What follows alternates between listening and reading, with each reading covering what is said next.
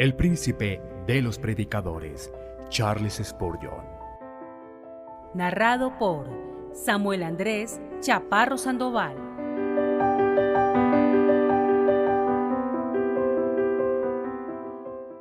El tesoro de la gracia. Sermón predicado la mañana del domingo 22 de enero de 1860 por Charles Haddon Spurgeon en Exeter Hall, Strand, Londres. El perdón de pecados según las riquezas de su gracia. Efesios capítulo 1, versículo 7. Isaías ocupa entre los profetas el sitio que Pablo ocupa entre los apóstoles. Cada uno de ellos se destaca con singular prominencia, habiendo sido levantado por Dios para un conspicuo propósito, y cada uno brilla como una estrella de extraordinaria brillantez. Isaías habló más de Cristo y describió más minuciosamente su pasión y su muerte que todos los demás profetas tomados en su conjunto. Pablo proclamó la gracia de Dios, gracia libre, plena, soberana y eterna, sobrepasando al glorioso conjunto de los apóstoles. Algunas veces se remontaba a tales asombrosas alturas o se sumergía en tales profundidades inescrutables que aun Pedro no podía seguirle. Estaba presto a confesar que nuestro amado hermano Pablo, según la sabiduría que le ha sido dada, ha escrito algunas cosas difíciles de entender. Judas pudo escribir acerca de los juicios de Dios y reprobar con terribles palabras a hombres impíos que convierten en libertinaje la gracia de nuestro Dios, pero no podía, como Pablo, explicar el propósito de la gracia como fue planeado en la mente eterna, o la experiencia de la gracia como es sentida y experimentada en el corazón humano. Está también Santiago. Él, como un fiel ministro, podía tratar de manera muy detallada con las evidencias prácticas del carácter cristiano, y sin embargo pareciera que se queda en la superficie, no penetra de manera profunda en el subsuelo sobre el que debe estar asentado el piso visible de todas las gracias espirituales. Aun Juan, sumamente favorecido entre todos esos apóstoles que fueron compañeros de nuestro Señor en la tierra, dulcemente, como el discípulo amado, escribe acerca de la comunión con el Padre y su Hijo Jesucristo. Aun Juan no habla de la gracia tan ricamente como lo hace Pablo, para que Jesucristo mostrase en mí el primero de toda su clemencia, para ejemplo de los que habrían de creer en él para vida eterna. No se trata en verdad que tengamos libertad para preferir a un apóstol sobre otro. No podemos dividir a la iglesia diciendo, yo soy de Pablo, yo soy de Pedro, yo soy de Apolos, pero sí podemos reconocer el instrumento que Dios le agradó utilizar. Podemos admirar la manera en que el Espíritu Santo le equipó para su obra. Podemos, con la iglesia de Judea, glorificar a Dios en Pablo. Entre los primeros padres, Agustín fue identificado como el doctor de la gracia. Tanto se deleitaba él en esas doctrinas que exhiben la gratuidad del favor divino, y podríamos afirmar ciertamente lo mismo de Pablo. Él descollaba entre sus iguales declarando la gracia que trae salvación. El sentido de la gracia impregnaba todos sus pensamientos, tal como la sangre vital circula por todas las venas del cuerpo de uno. Si habla de la conversión, me llamó por su gracia. Es más, él ve la gracia activa antes de su conversión, y me apartó desde el vientre de mi madre. Pablo atribuye todo su ministerio a la gracia. A mí, que soy menos que el más pequeño de todos los santos, me fue dada esta gracia de anunciar entre los gentiles el evangelio de las inescrutables riquezas de Cristo. Véanle en cualquier momento y bajo cualesquiera circunstancias, ya sea abatido por la debilidad o transportado hasta el tercer cielo con revelación. Él se describe de una sola manera: por la gracia de Dios soy lo que soy. No hay ministros que contiendan tan plena y resueltamente por la gracia libre, soberana e incondicional como aquellos que antes de su conversión se han recreado en pecados graves y escandalosos. Sus predicadores caballerosos, que han sido educados piadosamente y que han sido enviados de su cuna a la escuela, de la escuela a la universidad y de la universidad al púlpito sin encontrar mucha tentación o sin ser rescatados de las guaridas de la impiedad, saben comparativamente poco y hablan con escaso énfasis acerca de la gracia inmerecida. Es un Bunyan que profería maldiciones, un Newton que era un verdadero monstruo en el pecado, y son los seres semejantes a ellos los que no pueden olvidar ni siquiera una hora en sus vidas posteriores la gracia que los libró del pozo del abismo y que los arrebató cual tizones del incendio. Extraño en verdad que Dios quiera que así sea. Es inescrutable la providencia que permite que algunos de los elegidos de Dios se extravíen y anden errantes hasta donde una oveja se puede escarriar. Sin embargo, tales hombres se convierten en los más valientes paladines de esa gracia que es la única que puede rescatar a cualquier pecador de la eterna condenación. Esta mañana nos proponemos exponer para ustedes las riquezas de la gracia de Dios. Este es el tesoro. Luego, en segundo lugar, hablaremos del perdón de los pecados que ha de ser juzgado por esa medida. El perdón va acorde con las riquezas de su gracia. Y vamos a concluir después considerando algunos de los privilegios que están vinculados con eso. Primero, consideren las riquezas de su gracia. En un intento por descubrir lo que es inescrutable, yo supongo que tenemos que usar algunas de esas comparaciones con las cuales solemos estimar la riqueza de los monarcas y de los potentados de este mundo. Sucedió una vez que el embajador español en los días de gloria de España fue a visitar al embajador francés y fue invitado por él a ver los tesoros de su señor. Con sentimientos de orgullo le mostró los repositorios profusamente surtidos con las más preciosas y más costosas riquezas de la tierra. ¿Podrías mostrar joyas tan ricas, dijo él, o algo parecido a esto en cuanto a la magnificencia de las posesiones en todo el reino de tu soberano? ¿Llama rico a tu señor?, respondió el embajador de España. Vamos, los tesoros de mi señor no tienen fondo, aludiendo por supuesto a las minas de Perú y Petrosa. Así, en verdad, en las riquezas de la gracia hay minas demasiado profundas para que las pueda desentrañar el entendimiento finito del hombre.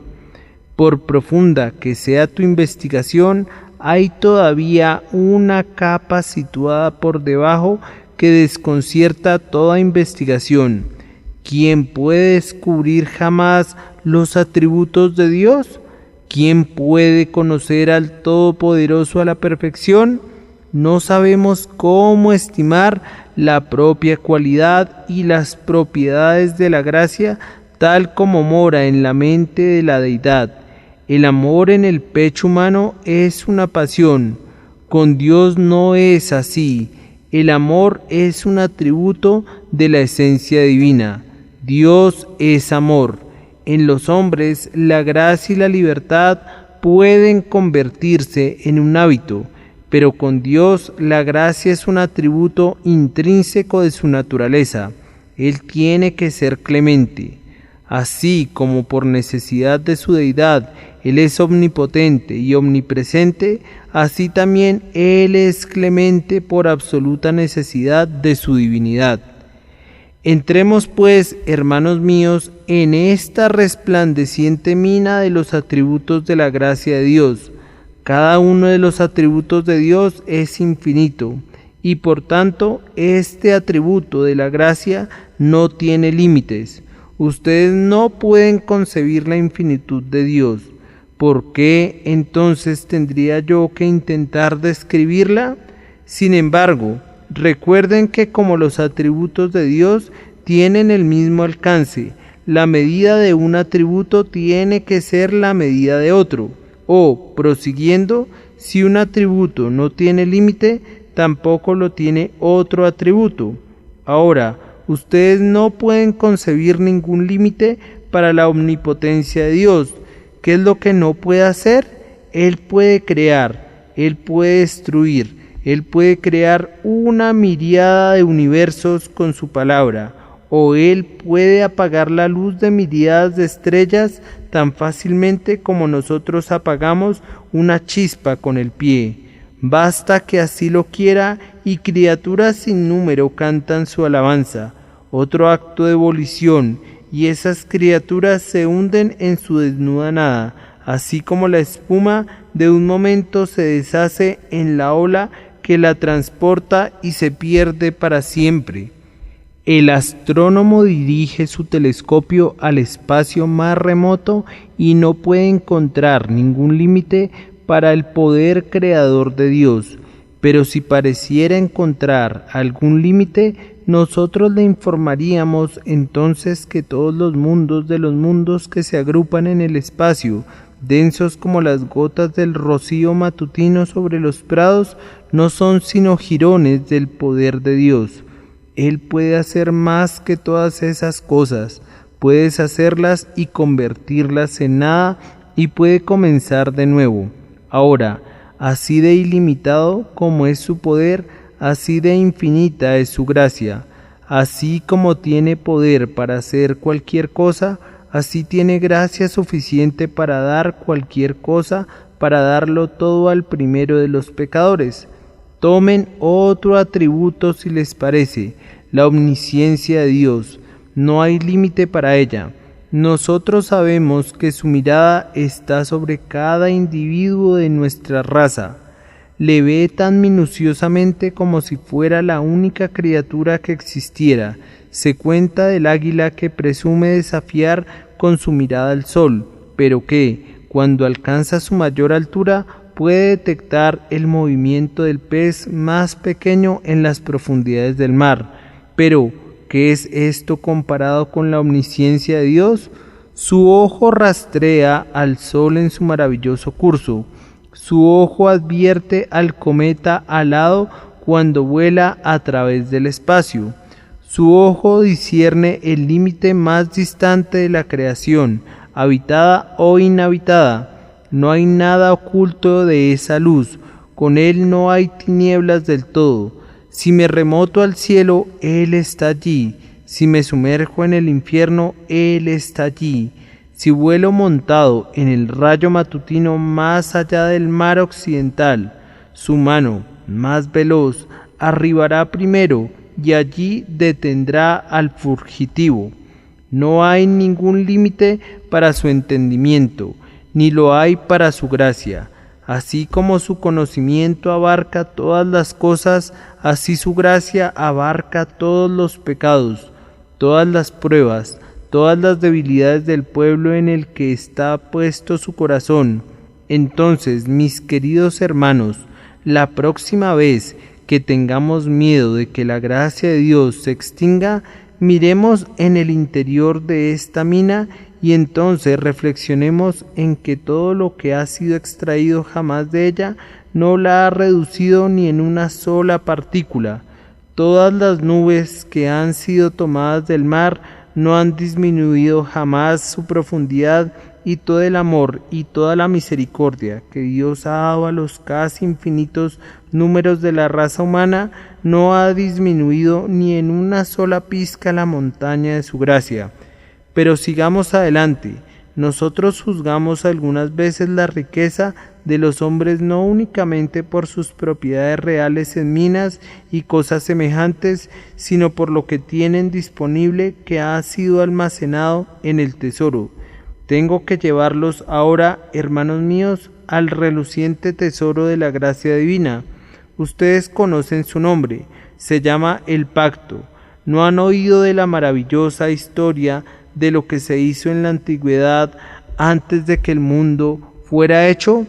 Dios sabía anticipadamente que el hombre caería, pero Él resolvió de acuerdo a su propio propósito y voluntad infinitos que de esta caída Él levantaría una multitud, la cual nadie puede contar.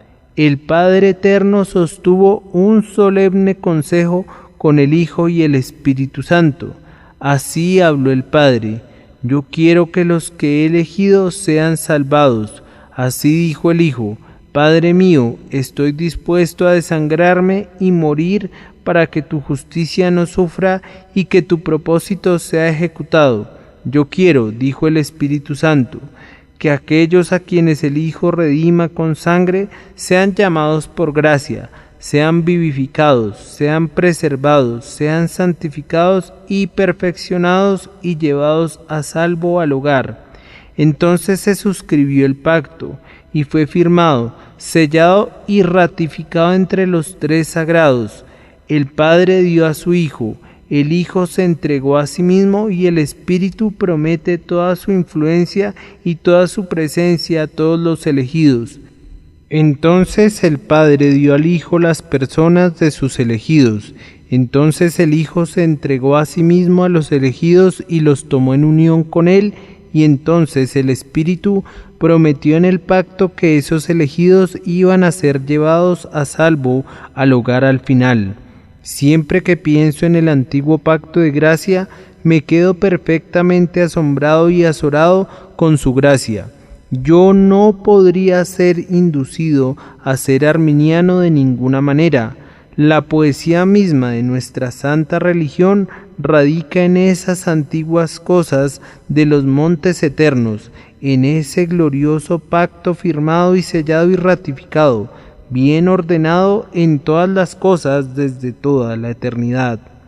Haz una pequeña pausa aquí, mi querido oyente, y piensa que antes de que este mundo fuera hecho, antes de que Dios hubiese puesto los profundos cimientos de los montes o hubiera llenado los mares con la fuente de la palma de su mano, Él había elegido a su pueblo y había puesto su corazón en ellos.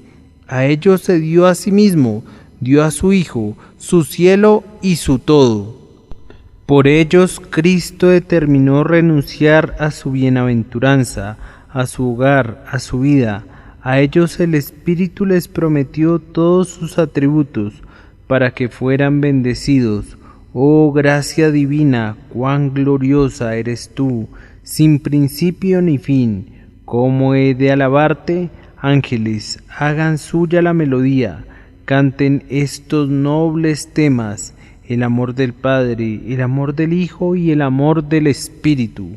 Esto, hermanos míos, si lo piensan bien, pudiera hacerlos estimar debidamente las riquezas de la gracia de Dios. Si leen el rollo del pacto de principio a fin, que contiene, como en efecto lo hace, la elección, la redención, el llamamiento, la justificación, el perdón, la adopción, el cielo, la inmortalidad, si leen todo eso, dirán: estas son las riquezas de la gracia, Dios grande e infinito. ¿Quién es un Dios como tú por las riquezas de tu amor? Además, las riquezas de grandes reyes pueden ser estimadas a menudo por la magnificencia de los monumentos que levantaron para registrar sus hazañas.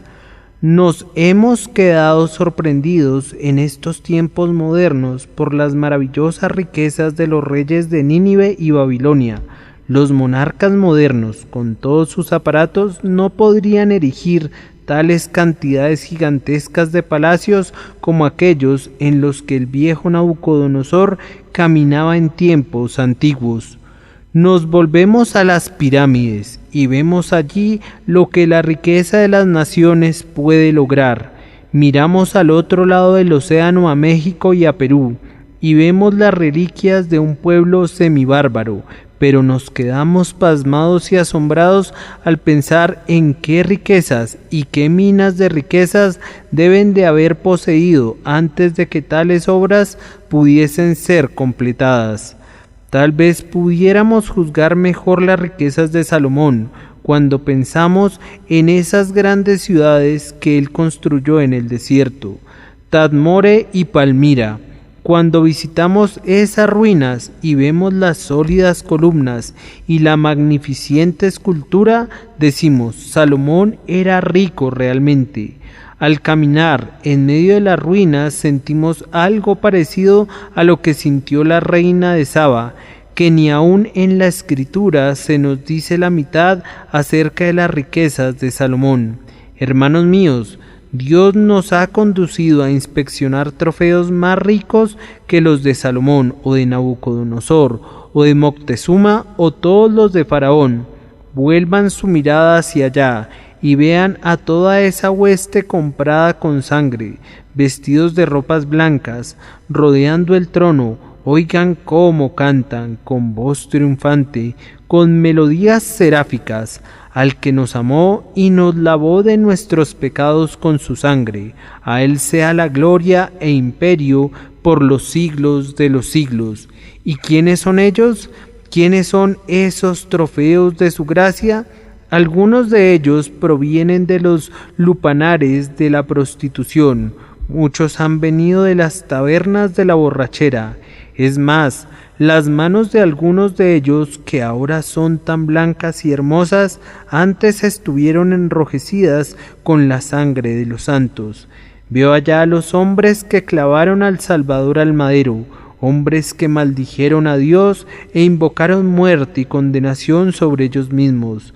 Veo allí a Manasés, que derramó tanta sangre inocente, y al ladrón, que en el último momento miró a Cristo y dijo: Señor, acuérdate de mí.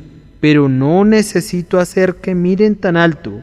Miren, hermanos míos, a su alrededor, y pudiera ser que no conozcan al vecino junto a quien están sentados en esta mañana. Pero hay historias de gracia que algunos pudieran contar aquí esta mañana, que harían cantar a los propios ángeles más sonoramente de lo que lo han hecho antes. Bien, yo sé que estas mejillas se han enrojecido de llanto cuando he escuchado las historias de la gracia inmerecida obradas en esta congregación.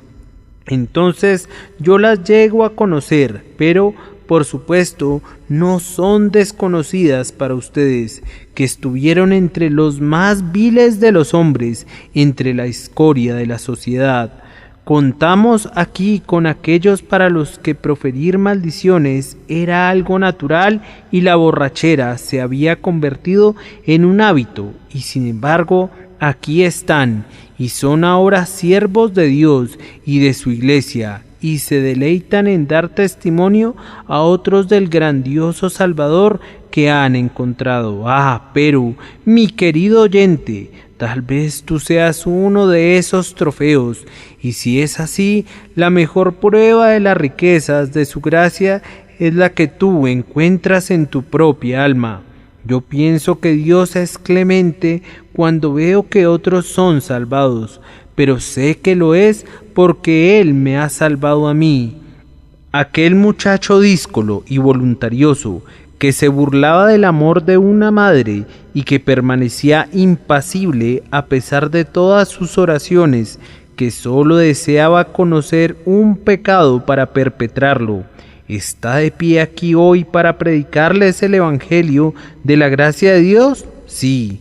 Entonces no hay ningún pecador fuera del infierno que haya pecado demasiado para que la gracia le salve.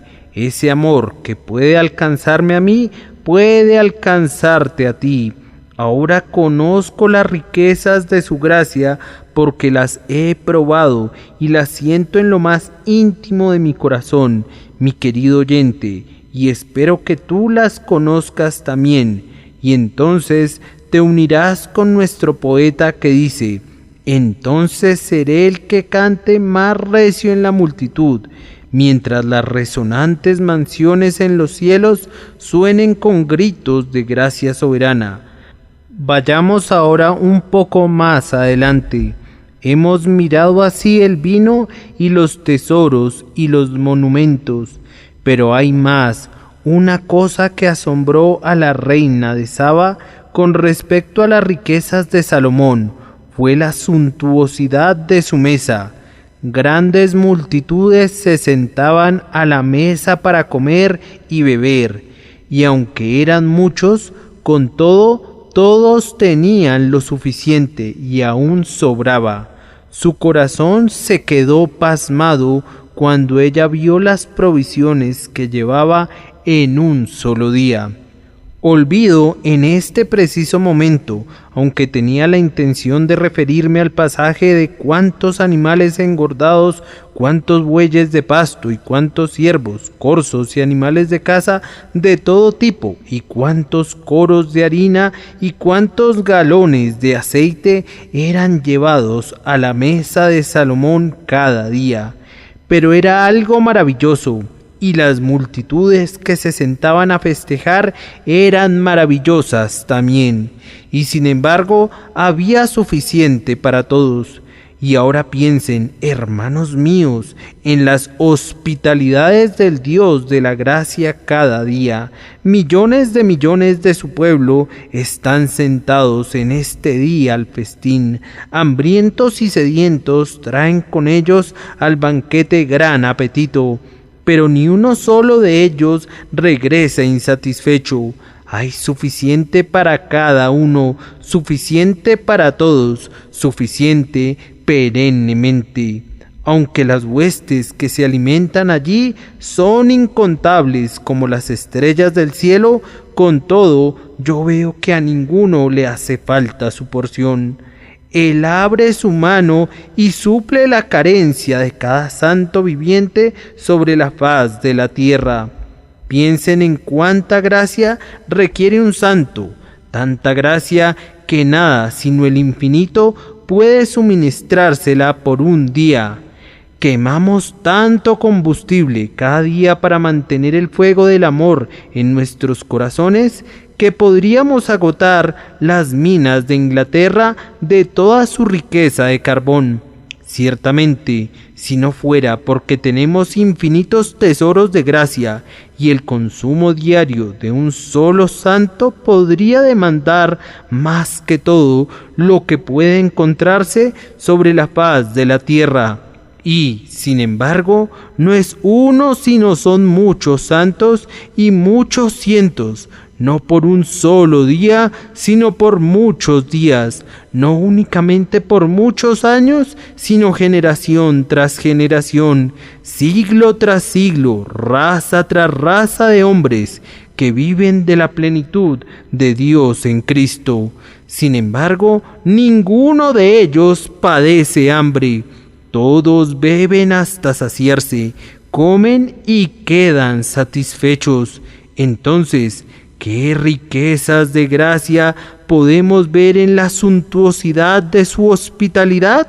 Algunas veces, hermanos míos, he pensado que si pudiera obtener la comida sobrante en la puerta trasera de la gracia de Dios, yo estaría satisfecho, como la mujer que dijo: los perrillos comen de las migajas que caen de la mesa de sus amos, o como el hijo pródigo que dijo: hazme como a uno de tus jornaleros. Pero ustedes recordarán que ningún hijo de Dios es orillado jamás a vivir de algarrobas. Dios no da los desperdicios de su gracia al más insignificante de ellos, sino que todos son alimentados como Mefiboset. Comen de la propia mesa del rey los bocadillos más exquisitos. Y si uno puede hablar por los demás, creo que en los asuntos de la gracia todos tenemos la porción de Benjamín. Todos tenemos 10 veces más de lo que habríamos podido esperar. Y aunque no recibimos más de lo que necesitamos, con todo, nos quedamos sorprendidos a veces ante la maravillosa abundancia de la gracia que Dios nos da en el pacto y en la promesa. Ahora vamos a otro punto para ilustrar la grandeza de la riqueza de la gracia de Dios. Las riquezas de un hombre pueden ser juzgadas a menudo por el atuendo de sus hijos, por la manera en que viste a su servidumbre y a los de su casa. No es de esperarse que el hijo del hombre pobre, aunque esté cómodamente vestido, use vestidos semejantes a los que usan los hijos de los príncipes. Veamos entonces cuáles son las ropas con las que el pueblo de Dios está vestido y cómo son atendidos. Aquí hablo otra vez sobre un tema donde se necesita una gran imaginación y mi propia imaginación me falla por completo. Los hijos de Dios están cubiertos con un manto sin costura, que si se llegara a perder, ni la tierra ni el cielo podrían comprar algo semejante a él. En su textura sobrepasa al lino fino de los comerciantes. En cuanto a blancura, es más puro que la nieve recién caída. Ningún telar en la tierra podría hacerlo. Pero Jesús gastó su vida para elaborar mi manto de justicia. Había una gota de sangre en cada giro de la lanzadera, y cada hilo fue hecho con las agonías de su propio corazón. Es un manto que es divino completo. Es uno mejor que el que Adán usó en la perfección del Edén. Adán solo tenía una justicia humana, aunque era perfecta, pero nosotros tenemos una justicia divinamente perfecta. Alma mía, ¿estás vestida extrañamente? Pues el manto de tu Salvador está sobre ti. El manto real de David cubre a su Jonatán. Mira al pueblo de Dios vestido también con las ropas de la santificación. ¿Hubo alguna vez un manto como ese? ¿Está literalmente rígido por el peso de las joyas? Él viste cada día al más insignificante miembro de su pueblo como si fuese un día de bodas. Los viste como una novia se adorna con joyas. Él ha dado a Etiopía y a Seba para ellos, y hará que se vistan en oro de Ofir. ¡Qué riquezas de gracia debe de haber en Dios que viste así a sus hijos! Pero concluyamos este punto que ni siquiera he comenzado. Si quisieras conocer las plenas riquezas de la gracia divina, lee el corazón del Padre cuando envió a su Hijo a la tierra para morir. Lee las líneas en el semblante del Padre cuando derrama su ira sobre su primogénito y bien amado Hijo. Lee también la misteriosa caligrafía en la carne y el alma del Salvador, cuando sobre la cruz, temblando en agonía, las ondas de creciente dolor ruedan sobre su pecho. Si quieres conocer el amor, tienes que mirar a Cristo, y verás a un hombre tan lleno de dolor que su cabeza, su cabello y sus vestidos están ensangrentados. Fue el amor el que le hizo sudar como grandes gotas de sangre. Si quieres conocer el amor, tienes que ver cómo se burlan del Omnipotente sus criaturas. Tienes que oír cómo calumnian al Inmaculado los pecadores. Tienes que oír cómo entrega el Eterno Ser su vida en medio de gemidos y clama en las agonías de la muerte. Dios mío, ¿por qué me has desamparado? En suma, resumiéndolo todo, las riquezas de la gracia de Dios son infinitas, más allá de todo límite. Son inextinguibles, no pueden ser consumidas nunca. Son suficientes para todo, bastan para cada alma que venga a tomar de ellas. Habrá suficiente por siempre, mientras dure la tierra, hasta que la última vasija de misericordia sea llevada a casa a salvo. Suficiente, entonces, en lo que respecta a las riquezas de su gracia. Por un minuto o dos, déjenme considerar ahora el perdón de los pecados. El tesoro de la gracia de Dios es la medida de nuestro perdón. Este perdón de pecados es conforme a las riquezas de su gracia. Podemos inferir entonces que el perdón que Dios da al penitente no es un perdón mezquino. ¿No has pedido perdón a alguien algunas veces y él te ha dicho, sí, te perdono? y tú has pensado, bien, ni siquiera hubiera pedido perdón si hubiera pensado que lo daría en un estilo tan rudo como ese. Puede haber continuado como estaba, en vez de ser perdonado de una manera tan forzada.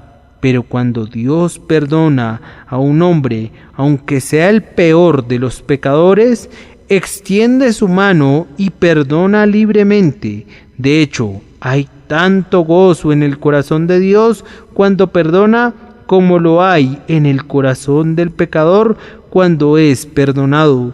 Dios es tan bendecido al dar como lo somos nosotros al recibir. Perdonar es su propia naturaleza. Él tiene que ser clemente, tiene que ser amoroso, y cuando activa su corazón de amor para liberarnos de nuestros pecados, no escatima el flujo, lo hace voluntariamente y sin reproche. Además, si el perdón va en proporción a las riquezas de su gracia, podemos tener la seguridad de que no es un perdón limitado, que no es el perdón de algunos pecados, mientras otros quedan sobre la espalda. No, esto no sería conforme a la deidad, no sería consistente con las riquezas de su gracia.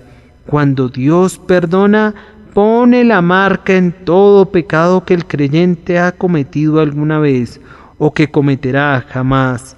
Ese último punto pudiera hacerlos titubear, pero yo creo, en verdad, con Juan Kent, que en la sangre de Cristo hay perdón para las transgresiones pasadas. No importa cuán negro sea su matiz, y oh alma mía, mira asombrada, para pecados venideros hay perdón también.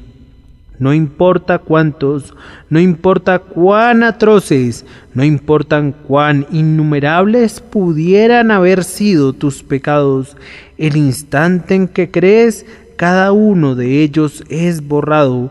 En el libro de Dios no hay ni un solo pecado contra nadie en este lugar, cuya confianza esté en Cristo, ni uno solo, ni siquiera la sombra de uno, ni una mancha, ni el remanente de algún pecado que permanezca. Todos han desaparecido.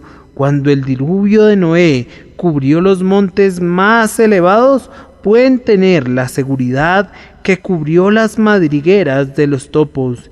Y cuando el amor de Dios cubre los pecados pequeños, cubre los grandes y todos desaparecen de inmediato. Cuando una factura es pagada totalmente, no hay ningún inciso que pueda ser cobrado de nuevo. Y cuando Dios perdona los pecados del creyente, no queda ni un solo pecado, ni siquiera la mitad de uno puede ser llevado a su recuerdo de nuevo. Es más, cuando Dios perdona, no únicamente lo perdona todo, sino que lo hace de una vez por todas. Algunos nos dicen que Dios perdona a los hombres, pero que, sin embargo, se pierden.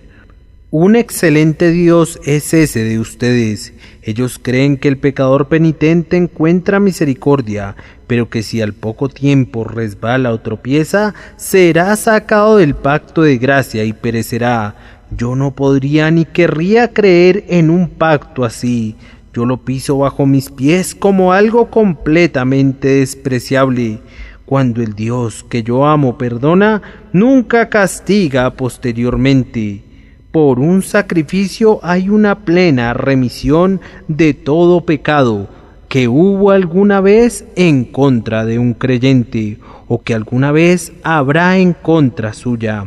Aunque vivas hasta que tu cabello quede blanco 3 veces, hasta que los 1000 años de Matusalén pasen sobre tu surcada frente, ni un solo pecado habrá jamás en tu contra, ni serás castigado jamás por ningún pecado, pues cada pecado es perdonado, es plenamente perdonado, de manera que ni siquiera parte del castigo será ejecutado en contra tuya.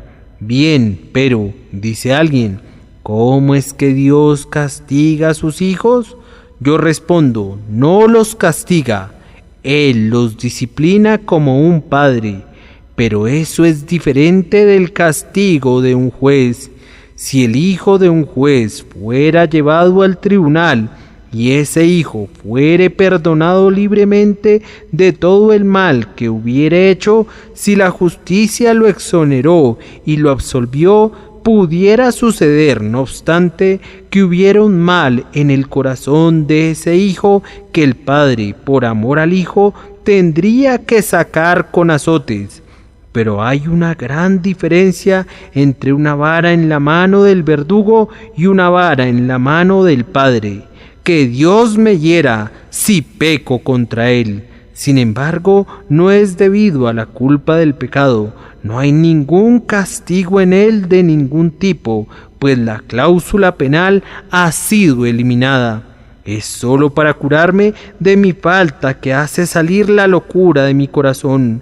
¿Castigas a tus hijos vengativamente porque estás enojado con ellos? No, sino porque los amas. Si tú eres lo que los padres deberían ser, el castigo es una prueba de tu afecto y tu corazón se duele más que sus dolores corporales, cuando tienes que castigarlos por lo que han hecho mal.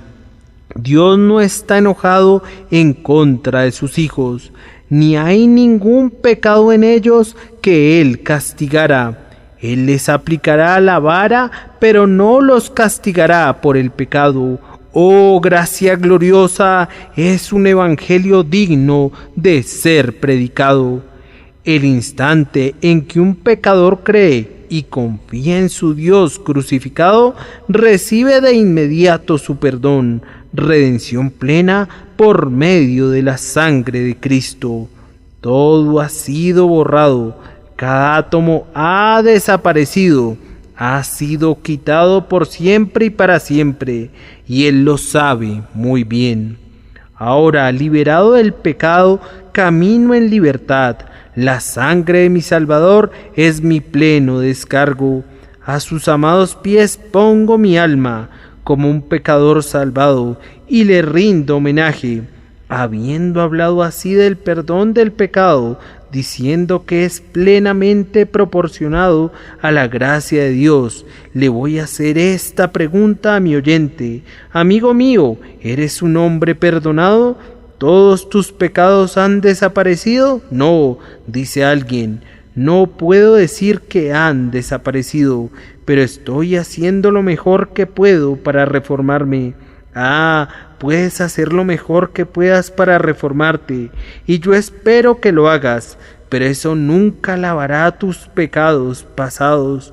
Todas las aguas de los ríos de la reforma no pueden lavar nunca ni una sola mancha de roja sangre de la culpa. Pero, dice uno, ¿puedo creer tal como soy que mis pecados son perdonados? No, pero te diré qué puedes hacer. Con la ayuda de Dios, ahora puedes arrojarte simplemente sobre la sangre y la justicia de Cristo, y en el instante en que haces eso, todos tus pecados desaparecen, y desaparecen de tal manera que no pueden regresar otra vez. El que cree en el Señor Jesucristo será salvo. Es más, Él es salvo en el momento de su fe. No es recibido más como un pecador a los ojos de Dios. Cristo ha sido castigado por Él. La justicia de Cristo lo envuelve y es acepto en el amado. Bien, pero, dice uno, yo puedo creer que un hombre, después de que ha sido cristiano por mucho tiempo, puede saber que sus pecados han sido perdonados, pero no puedo imaginar que yo pueda saberlo de inmediato. El conocimiento de nuestro perdón no siempre viene en el momento en que creemos, pero el hecho de nuestro perdón está antes de nuestro conocimiento de Él, y podemos ser perdonados antes de que lo sepamos. Pero si tú crees en el Señor Jesucristo con todo tu corazón, te voy a decir esto: si tu fe está libre de cualquier confianza en ti mismo, tú sabrás hoy que tus pecados te son perdonados, pues el testimonio del Espíritu dará testimonio a tu corazón, y tú oirás esa voz secreta, ese silbo apacible que te dice: ten buen ánimo, tus pecados, que son muchos, te son todos perdonados. Oh, dice uno, yo daría todo lo que tengo por eso, y tú podrías dar todo lo que tienes, pero no lo tendrías a ese precio. Podrías dar al primogénito por tu transgresión, el fruto de tu cuerpo por el pecado de tu alma. Podrías ofrecer ríos de aceite y el sebo de 10,000 animales gordos. No lo tendrías por dinero, pero puedes tenerlo por nada. Es traído a ti gratuitamente. Se te pide que lo tomes. Solo reconoce tu pecado y pon tu confianza en Cristo, y no hay ni un solo hombre entre ustedes que oirá algo acerca de su pecado en el día del juicio. Será arrojado en la profundidad del océano, será llevado para siempre. Voy a mostrarles un cuadro y luego voy a dejar el tema. Vean. Allí está el sumo sacerdote de los judíos. Le llevan un macho cabrío. Es llamado el macho cabrío expiatorio. Él pone sus manos sobre la cabeza de este macho cabrío y comienza a hacer una confesión de pecado. ¿Vendrás y harás lo mismo? Jesucristo es el macho cabrío expiatorio. Ven y pon tu mano sobre esta cabeza coronada de espinas y haz confesión de tu pecado, como lo hacía el sumo sacerdote en la antigüedad. ¿Lo has hecho? ¿Has sido confesado tu pecado? Ahora cree que Jesucristo es capaz y que está dispuesto a quitar tu pecado. Confía enteramente y completamente en Él. Ahora, ¿qué sucede? El sumo sacerdote toma el macho cabrío expiatorio, lo pone en manos de un hombre de confianza que lo conduce sobre el monte y por el valle, hasta que está a muchas millas de distancia, y entonces, soltando de pronto sus ataduras, lo asusta, y el macho cabrío huye tan rápido como le es posible. El hombre lo vigila hasta que se va, y ya no puede verlo más.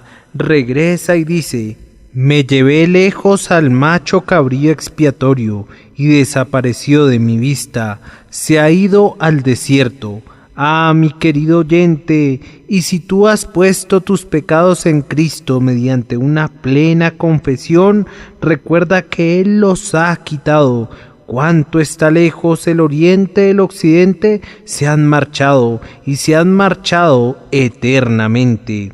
Tu borrachera, tus juramentos se han ido, tus mentiras, tu robo se ha ido, tu quebrantamiento del día domingo, tus malos pensamientos se han ido, todos se han ido, y tú no los verás nunca más. Sumergidos como en un mar sin orillas, perdidos como en la inmensidad. Y ahora concluyo notando los benditos privilegios que siguen siempre al perdón que nos es otorgado conforme a la gracia de Dios. Yo pienso que hay una gran cantidad de personas que no creen que haya alguna realidad en la religión en absoluto. Piensan que es algo muy respetable ir a la iglesia y asistir a la capilla, pero llegar al punto de gozar jamás de una conciencia de que sus pecados son todos perdonados, nunca piensan en eso. Y yo tengo que confesar que en la religión de estos tiempos modernos no pareciera haber mucha realidad. Yo no oigo en este día esa proclamación del Evangelio que suena claramente y que es la inequívoca proclamación que quisiera oír. Es algo grandioso llevar el Evangelio a todo tipo de hombres, llevarlo al teatro y cosas parecidas, pero queremos que el Evangelio no sea diluido. La leche tiene que contener un poco menos de agua. Tiene que haber una verdad más clara y palpable que se le enseñe a la gente, un algo que ellos puedan realmente sujetar, un algo que puedan entender, aun si no quieren creerlo. Confío en que nadie me malentienda en esta mañana en lo que he dicho. Es posible obtener que todos nuestros pecados sean perdonados ahora. Es posible saberlo y disfrutarlo. Ahora voy a mostrarles cuál será la felicidad resultante para ustedes si obtuvieran esta bendición. En primer lugar, tendrás paz de conciencia. Tu corazón que palpita tan rápido cuando estás solo estará muy quieto y tranquilo. Estarás menos solo cuando estás solo. Ese miedo tuyo que hace que aceleres el paso en la oscuridad porque tienes temor de algo, pero no sabes de qué, se esfumará por completo. Me enteré de un individuo que estaba tan constantemente endeudado y que era arrestado tan continuamente por los alguaciles, que en una ocasión, cuando iba por unos barandales que protegían una cierta área, habiendo enredado su manga en uno de los barandales, se dio la vuelta y dijo: «Amigo, yo no te debo nada». Pensaba que se trataba de un alguacil, y lo mismo sucede con pecadores no perdonados. En donde quiera que estén, piensan que van a ser arrestados. No pueden disfrutar nada, aun su júbilo que es, sino solo el color del gozo, el crepitar de las espinas bajo la olla. No hay un fuego sólido y firme, pero una vez que un hombre es perdonado, puede caminar en cualquier parte. Dice: «Para mí no es nada si vivo o muero, si las profundidades del mar me cubren, o si soy enterrado debajo de la avalancha. Con el pecado perdonado estoy seguro. La muerte no tiene ningún aguijón para él. Su conciencia está en paz». Luego da un paso al frente, sabiendo que sus pecados están perdonados. Tiene un gozo indecible. Nadie tiene unos ojos tan chispeantes como el verdadero cristiano. Entonces un hombre conoce su interés en Cristo y puede leer su título libre de gravamen. Es un hombre feliz y tiene que ser feliz. Sus tribulaciones, ¿cuáles son? Menos que nada y vanidad, pues todos sus pecados han sido perdonados. Cuando el pobre esclavo desembarca por primera vez en Canadá, pudiera darse el caso de que no tuviera ni un centavo en su cartera y escasamente ninguna otra cosa que harapos sobre su espalda, pero pone su pie en suelo británico y es libre. Véanle saltar y danzar y aplaude diciendo: «Gran Dios, yo te doy gracias porque soy un hombre libre». Lo mismo sucede con el cristiano. Él puede decir en su cabaña cuando se sienta para comer su mendrugo de pan: «Gracias a Dios, no tengo ningún pecado mezclado en mi copa. Todos han sido perdonados». El pan pudiera estar seco, pero no está ni la mitad de seco como lo estaría si tuviera que comerlo con las hierbas amargas de una conciencia culpable y con una terrible aprensión de la ira de Dios. Tiene un gozo que resistirá todos los climas, un gozo que no cambia con la temperatura, un gozo que brilla en la oscuridad y que resplandece en la noche, así como en el día. Luego, prosiguiendo, ese hombre tiene acceso a Dios. Otro individuo que tiene pecados no perdonados permanece lejos, y si piensa en Dios del todo, es como un fuego consumidor. Pero el cristiano perdonado mira a Dios cuando ve los montes y los collados y los arroyos rodantes y la rugiente marea y dice: «Mi Padre hizo todo eso y le da la mano al Todopoderoso a través de toda la infinita extensión que divide al hombre de su Hacedor. Su corazón vuela a Dios, mora cerca de Él y siente que puede hablar con Dios como un hombre habla con su amigo. Luego otro efecto de esto es que el creyente no le teme a ningún infierno. Hay cosas solemnes en la palabra de Dios, pero no aterran al creyente. Pudiera ver un pozo del abismo que no tiene fondo, pero dentro de él su pie jamás resbalará. Es cierto que hay un fuego que no se apagará nunca, pero no puede quemarle. Ese fuego es para el pecador, pero él no tiene ningún pecado que le sea imputado. Todos han sido perdonados. Aún la horda congregada de todos los demonios en el infierno no podrían llevarle allí, pues no tiene ni un solo pecado del que pueda acusársele. Aunque peca diariamente, siente que todos esos pecados han sido expiados. Sabe que Cristo ha sido castigado en su lugar y, por tanto, la justicia no puede tocarle de nuevo. Además, el cristiano perdonado está esperando el cielo. Él está esperando la venida del Señor Jesucristo, pues si la muerte interviniera antes de ese glorioso evento, sabe que para él la muerte súbita es súbita gloria. Y en la posesión de una conciencia tranquila y de paz con Dios, puede subir a su aposento cuando venga la última hora solemne, puede encoger sus pies en su cama, puede decirle adiós a sus hermanos y compañeros, a su esposa y a sus hijos, y puede cerrar sus ojos en paz sin dudar de que los abrirá en el cielo. Tal vez el gozo del pecado perdonado nunca se destaca más brillantemente que en el lecho de un moribundo. Con frecuencia he tenido el privilegio de comprobar el poder de la religión cuando he estado junto al lecho de personas moribundas. Hay una joven mujer que está ahora en el cielo y que una vez fue miembro de esta nuestra iglesia.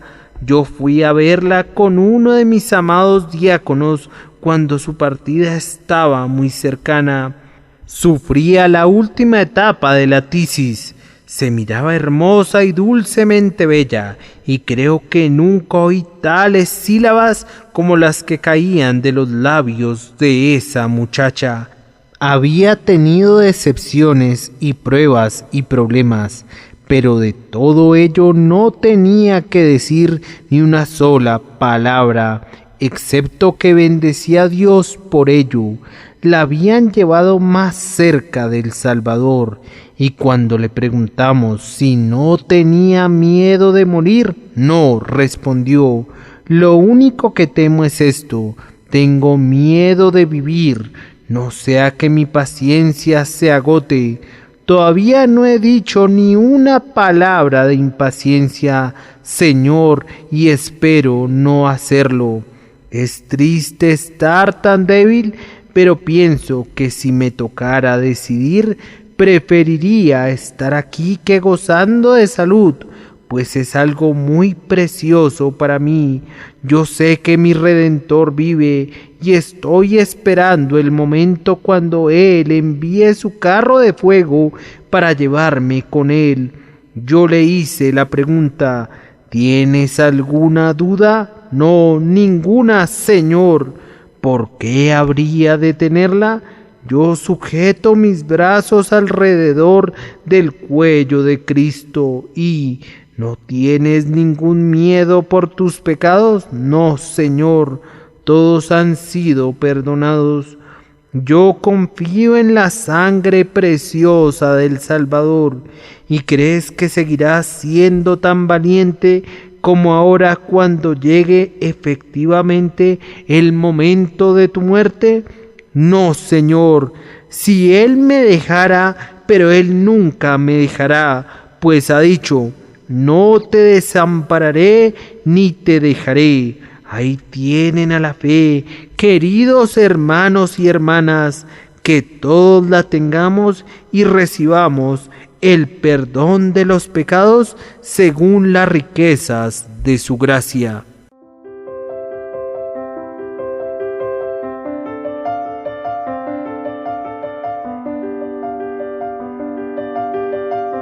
El príncipe de los predicadores, Charles Spurgeon. Narrado por Samuel Andrés Chaparro Sandoval.